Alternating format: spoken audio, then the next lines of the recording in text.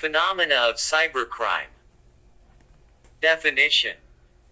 There is very thin line separating cybercrime from a computer-related crime. In this regard, a lot of sources define these two to describe its difference. Cybercrime refers to online or internet-based illegal acts. Examples: copyright infringement, child pornography, piracy, cyber extortion, online identity theft, phishing, carding, to name a few. Computer crime or computer-related crime. Any illegal act involving a computer generally is referred to as a computer crime. This affects a network regardless of the involvement of a network. Examples: improperly accessing a computer, system or network. Modifying, damaging, using, disclosing, copying or taking programs or data. Introducing a virus or other contaminant into a computer system. Using a computer in a scheme to defraud. Interfering with someone else's computer access or use. Using encryption in aid of a crime. Falsifying email source information. Stealing an information service from a provider. To name a few. Typology of cybercrime. The term cybercrime is used to cover a wide variety of criminal conduct. One approach distinguishes between four different types of offenses. Offenses against the confidentiality, integrity and availability of computer data and systems. Content-related offenses. Copyright-related offenses. Computer-related offenses. The first three categories focus on the object of legal protection.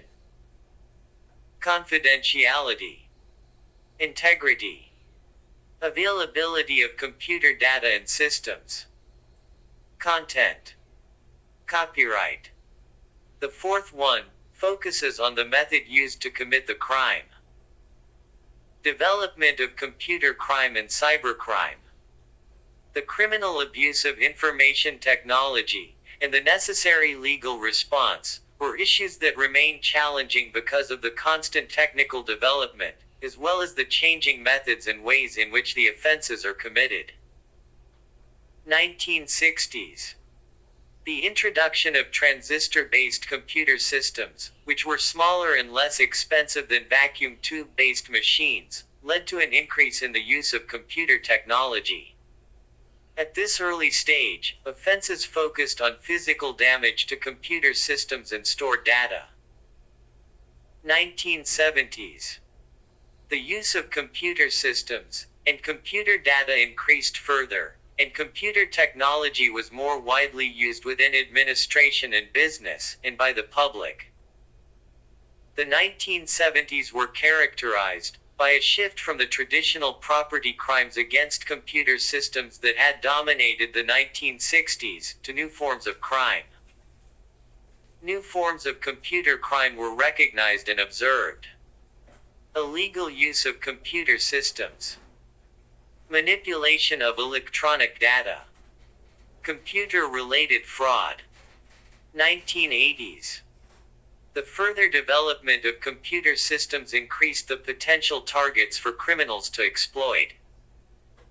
Countries and international organizations started the process of updating their legislation as a proactive, reactive and legal response to the changing criminal environment. 1990s. The introduction of the Graphical Interface World Wide Web or WWW, that was followed by a rapid growth in the number of Internet users led to new challenges, as follows. Information legally made available in one country was available globally regardless if they are criminalized or not in that certain country. Information exchange speed made transnational crime investigations regarding online services especially challenging. The distribution of child pornography moved from physical exchange of books and tapes to online distribution through websites and internet services. Computer crimes were in general local crimes, but the internet turned electronic crimes into transnational crime. The international community focused on this issue more intensively. Examples were the UN General Assembly Resolution 45-121 in 1990 and Manual for Prevention and Control of Computer-Related Crimes in 1994. 2000s. The first decade of the new millennium was dominated by new, highly sophisticated methods of committing crimes, like phishing and botnet attacks, to name a few. The emerging use of technology made cybercrime more difficult for law enforcement to handle and investigate. Voice over IP or VoIP and cloud computing. Cybercrime response became one of the country's and international organizations' top priorities. Extent and impact of cybercrime offenses. Crime statistics can be used by research institutions and policy makers as a basis for discussion and for the ensuing decision-making process on how to properly respond and minimize the ensuing cyber threat.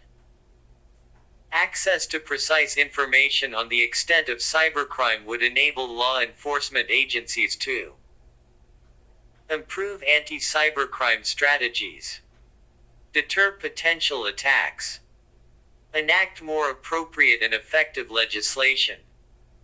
Crime statistics can be extracted from national crime statistics, presented only to provide an insight into country information, and should not be intended to represent the true extent of cybercrime on any level. Some issues on the reliability of crime statistics in determining global threat of cybercrime are as follows. Generally created at a national level. Countries have varied in unique legislation and recording practices. Data analysis would require a certain degree of comparison. Statistics only include data that are detected and reported. Some issues and concerns on unreported cybercrime cases are: businesses fear negative publicity in cases of security breach. Customer distrust costs more and has greater consequences than the losses caused by the cyber attack. Victims may not believe that law enforcement will not be able to identify offenders due to very few successful investigations. If offenders are not reported and prosecuted, they may go on to re-offend.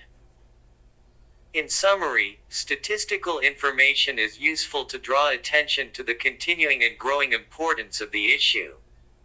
And it is necessary to point out that one of the major challenges related to cybercrime is the lack of reliable information on the extent of the problem, as well as on arrests, prosecutions and convictions. Nevertheless, the statistics can serve as a basis for determining trends, which can be found by comparing results over several years, and serve as guidance with regard to the process of reporting cybercrime. Surveys can be extracted from different surveys, presented only to provide an insight into country information and should not be intended to represent the true extent of cybercrime on any level.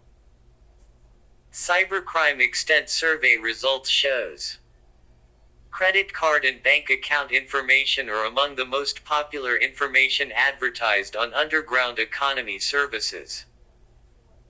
Auction fraud was among the top internet scams.